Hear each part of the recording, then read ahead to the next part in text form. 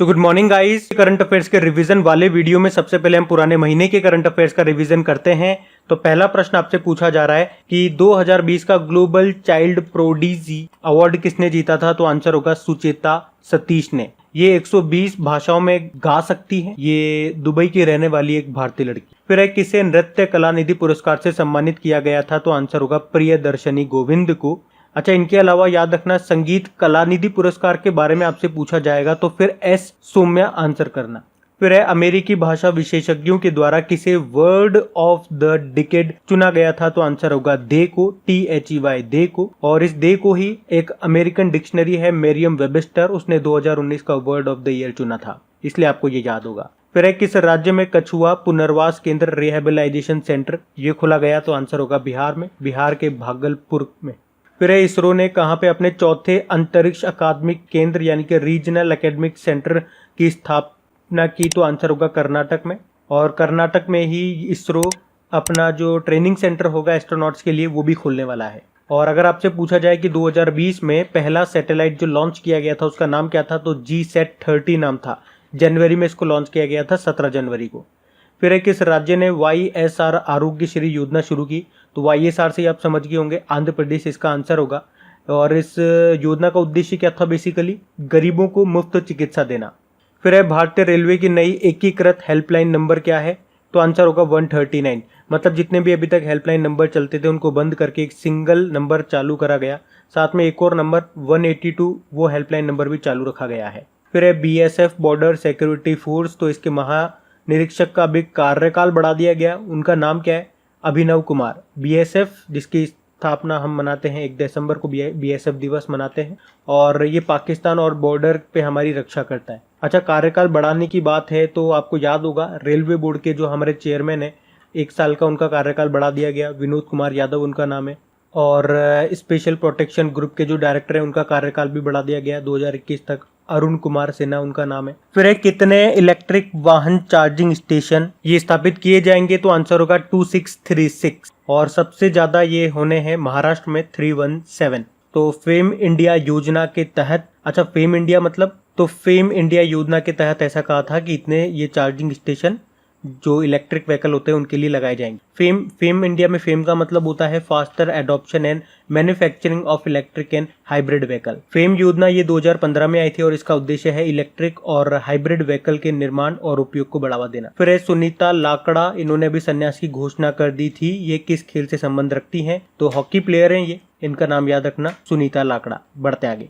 फिर Tokyo Olympic में भारत के सद्भावना राजदूत किसको बनाया गया था? तो आंसर होगा BCCI के अध्यक्ष यानी कि सौरव गांगुली को।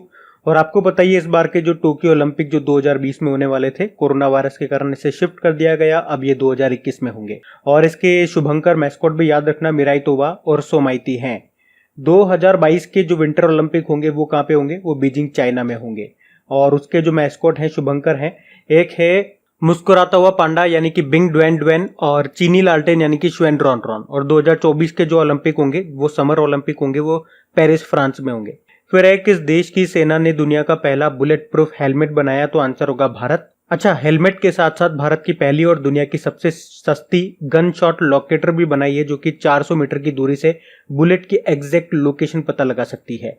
और इसे बनाया है मेजर अनूप मिश्रा ने, जिनका नाम आपने जरूर सुना होगा जब इनको army design bureau excellence award मिला, क्योंकि इन्होंने full body protection bullet proof jacket भी बनाया था।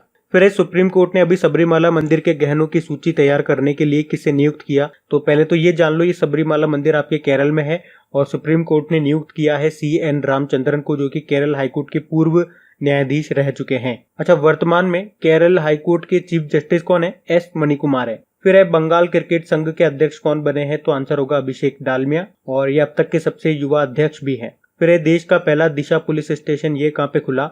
ये आंध्र प्रदेश में खुला है, आंध्र प्रदेश के राजा महेंद्रम शहर में, जिसका मेन उद्देश्य ये है कि महिला पीड़ितों को जल्द से जल्द न्याय दिलाना। फिर वर्ल्ड बैंक की मुख्य अर्थशास्त्री, इन्होंने अभी इस्तीफा दे दिया। क्या नाम है उनका? तो उनका नाम है पेनिलोपी कोजियानो गोल्डबर्ग। अभी आपको याद होगा लिंक्डइन के जो CEO थे जेफ वेनर, उन्होंने भी इस्तीफा दे दिया। और विप्रो के CEO आबिद अली नीमचवाला, उन्होंने भी इस्तीफा दे दिया। फिर किस राज्य के सार्वजनिक स्वास्थ्य इंजीनियरिंग सिंचाई व बाढ़ नियंत्रण विभाग का नाम बदलकर जल शक्ति विभाग करा गया, तो आंसर होगा जम्मू कश्मीर। और हमारी भारत सरकार का लक्ष्य भी रखा है उन्होंने, क्या, हर घर में जल पहुंचाना। कब तक? 2024 तक। फिर है 22वें भारतीय अंतर्राष्ट्रीय सी फूड शो का आयोजन किस शहर में किया गया, तो आंसर होगा कोच्चि, केरल में। और फिर है भारत के पहले ग्लास फ्लोर सस्पेंशन ब्रिज का निर्माण कहां पे किया जाएगा? उत्तराखंड में किया जाएगा, उत्तराखंड के ऋषिकेश में गंगा नदी पे। मतलब जो उसका फ्लोर होगा ना वो ग्लास का बना होगा। और देहरादून के मुख्यमंत्री हैं त्रिवेंद्र सिंह रावत, बेबी रानी मौर्य यहाँ की गवर्नर है। देहरादून यहाँ की कैपिटल है। अच्छा, एक प्रश्न चलो बन जाता है आपके लिए। अभी उत्तराखंड सरकार ने घोषणा की है यहाँ की ग्रीष्मकालीन समर कैपिटल किसको बनाने की, उसका नाम आपको बताना है, किसको बनाया जाएगा उत्तराखंड की समर कैपिटल। फिर है doctor BC Roy football championship का खिताब जीता किसने? मिजोरम ने जीता था ये पुरस्कार। अच्छा, फुटबॉल से एक नाम मुझे याद आ रहा है, क्रिस्टीन सिंक्लेयर का, कनाडा की है और सबसे ज्यादा इंटरनेशनल गोल करने का रिकॉर्ड बनाया था इन्होंने, 185 गोल किए थे। और भारतीय एक फुटबॉलर का नाम भी काफी चर्चा में था, न्यूज में था, बाला देवी का, क्योंकि विदेशी फुटबॉल क्लब के साथ जुड़ने वाली पहली भारतीय महिला फुटबॉलर बनी थी ये, इसलिए इनका नाम न्यूज में था। बढ़ते हैं आगे। अच्छा स्टूडेंट्स, आप लोगों को याद दिला दूं, अगर आपको वीडियो अच्छा लग रहा है तो प्लीज वीडियो को लाइक करके शेयर जरूर कर देना अपने दोस्तों में। मैं आपको अभी इसलिए बता रहा हूं क्योंकि लास्ट में जाकर के आप लोग भूल जाते हैं, तो इसको शेयर करना मत भूलना। बढ़ते हैं आगे।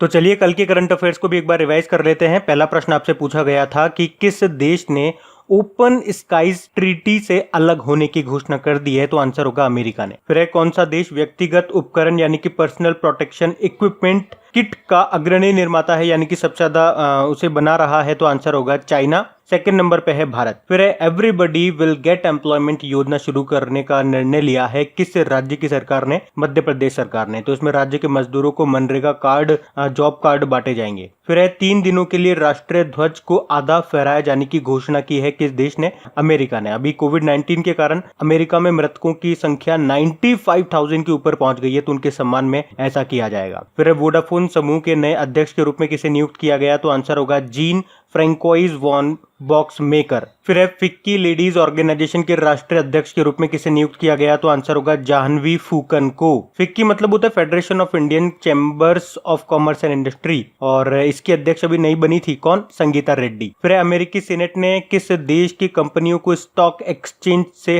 हटाने का विधेयक जारी किया, तो आंसर होगा चाइनीज कंपनियों को। फिर है जम्मू कश्मीर लोक सेवा आयोग के अध्यक्ष के रूप में किसे नियुक्त किया, तो आंसर होगा बीके शर्मा यानी कि ब्रज राज शर्मा को। फिर है दुर्लभ जो पाम ट्री होते हैं उनको विलुप्त होने से बचाने के लिए किस राज्य में रोपित किया गया, लगाया गया, तो आंसर होगा केरल में। और ये अंडमान द्वीप के हैं दुर्लभ पाम ट्री, जिनके नाम है पिनंगा अंडेमानेंसिस। फिर कितने वर्षों के लिए प्रधानमंत्री मत्स्य संपदा योजना को मंजूरी दी गई, तो आंसर होगा 5 सालों के लिए। फिर है एयरटेल अफ्रीका ने कोविड-19 से प्रभावित बच्चों और परिवारों की मदद करने के लिए समझौता किया किसके साथ? यूनिसेफ के साथ। यूनिसेफ मतलब united nation children's fund, New York में हेडक्वार्टर है और इसके अध्यक्ष है हेनरिटा एच फोरे। बढ़ते आगे। तो स्टैटिक क्वेश्चंस की बात करेंगे। पहला प्रश्न है पापीकोंडा नेशनल पार्क ये कहां पर है, तो सही उत्तर होगा आंध्र प्रदेश। फिर है श्री वेंकटेश्वर नेशनल पार्क, ये है आपका, ये भी आंध्र प्रदेश में ही है। राजीव गांधी नेशनल पार्क ये आपका आंध्र प्रदेश में ही है, जिसे रामेश्वरम नेशनल पार्क भी बोलते हैं। और याद रखना आसाम में भी एक औरंग नेशनल पार्क है, उसे भी राजीव गांधी नेशनल पार्क बोलते हैं। और एक कर्नाटक का नागरहोल नेशनल पार्क है, उसे भी बोलते हैं राजीव गांधी नेशनल पार्क। फिर है महावीर हरिना वनस्थली नेशनल पार्क, ये है आपके तेलंगाना में, और ये मुख्य रूप से हिरणों के लिए है। और जो हिरण है वो आपके तेलंगाना का स्टेट एनिमल भी है, जिसे जिंका या चीतल भी बोलते हैं। वैसे आंध्र प्रदेश का भी स्टेट एनिमल हिरण है, लेकिन उसे ब्लैक बग बोला जाता है। फिर है नामदफा नेशनल पार्क, ये आपका अरुणाचल प्रदेश में है। और अरुणाचल प्रदेश का स्टेट एनिमल है मिथुन। मिथुन वैसे नागालैंड का भी है स्टेट एनिमल, और नागालैंड में मनाया जाता है हॉर्नबिल फेस्टिवल। और वैसे पक्के पागा हॉर्नबिल फेस्टिवल होता है वो हम अरुणाचल प्रदेश में मनाते हैं। ये जो हॉर्नबिल है ये बर्ड है और ये स्टेट बर्ड है अरुणाचल प्रदेश का। फिर है मौलिंग नेशनल पार्क, ये है आपका अरुणाचल प्रदेश में। बाकी काजीरंगा नेशनल पार्क आप जानते ही हो, एक सींग वाले गेंडों के लिए फेमस है, आसाम में है। और मानस नेशनल पार्क भी आपका आसाम में है। और ये दोनों ही नेशनल पार्क आपके यूनेस्को की वर्ल्ड हेरिटेज साइट में शामिल है। फिर है डिब्रू सिखोवा नेशनल पार्क, ये भी है आपका आसाम में ही। और नामेरी नेशनल पार्क ये भी आपका आसाम में ही है। तो ध्यान रखना ये नामेरी नेशनल पार्क है। और एक नामदफा नेशनल पार्क भी है जो हमने ऊपर पढ़ा था, वो अरुणाचल प्रदेश में है। नामेरी और नामदफा अलग अलग है। बढ़ते आगे। तो इम्पोर्टेंट डेज की बात करेंगे तो पहला प्रश्न है विश्व हाथी दिवस, ये हमने मनाया कब? 12 अगस्त को। हाथी मैं आपको बता चुका हूँ किन किन राज्यों का राजकीय पशु है, तो ये केरल, कर्नाटक और झारखंड। अच्छा, एक सिंपल सा प्रश्न आपके लिए आ रहा है, 12 अगस्त को और कौन सा इंपॉर्टेंट डे मनाते हैं अपन?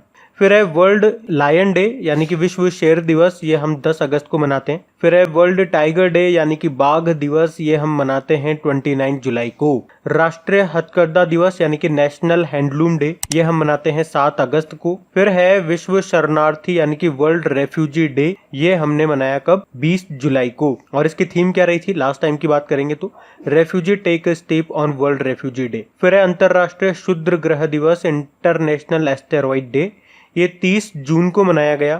फिर है विश्व महासागरीय दिवस, वर्ल्ड ओशियन डे, ये 8 जून को मनाया गया और इसकी थीम रही थी ocean and the gender. World water day की बात करेंगे तो ये हमने 22 मार्च को मनाया, वर्ल्ड वाटर डे, विश्व जल दिवस। और वर्ल्ड ब्रेन ट्यूमर डे, ये हमने 8 जून को मनाया। वहीं बात करेंगे वर्ल्ड मिल्क डे की, तो ये हम मनाते हैं 1 जून को और इसकी थीम क्या रही थी? इसकी थीम रही थी टुडे एंड एवरी डे।